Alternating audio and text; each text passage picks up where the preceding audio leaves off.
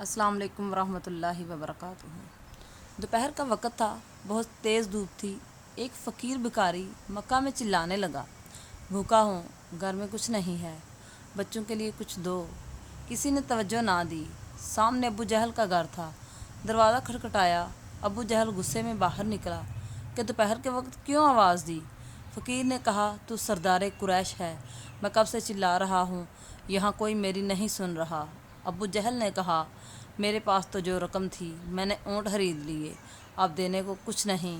میں تمہیں مکہ کے ایک آدمی کا نام بتاتا ہوں، جو اس کے پاس جاتا ہے اس کو ضرور دیتا ہے۔ فقیر نے کہا، نام بتاؤ۔ ابو جہل نے کہا، اس کا نام علی ہے۔ فقیر پوچھتا پاچھتا گھر تک پہنچا۔ دروازہ کھٹکھٹایا۔ مولا علی باہر نکلے۔ فقیر نے کہا، جو سردار قریش ہے اس کے گھر مانگنے گیا۔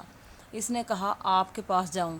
مولا نے بٹھایا، کھانا دیا۔ جب سیر ہو کر کھانا کھا چکا تو فقیر نے کہا، اب میری بھی مدد کرو۔ مولا نے کہا، مٹھی بند کرو۔ اس نے مٹھی بند کی تو مولا نے 3 بار مٹھی پر پھونکا اور کہا کہ مکہ سے باہر جا کر مٹھی کھولنا۔ مٹھی لے کے چل پڑا۔ ابو جہل نے دیکھا فقیر کو تو اس کے پیچھے دوڑ پڑا۔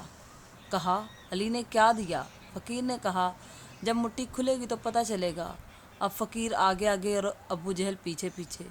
مکہ ختم ہوا تو ابو جہل نے کہا، اب مٹھی کھول دو، اب تو مکہ کی حد ختم ہو چکی ہے۔ فقیر نے جو مٹھی کھولی تو آنکھیں حیرت زدہ ہو گئیں۔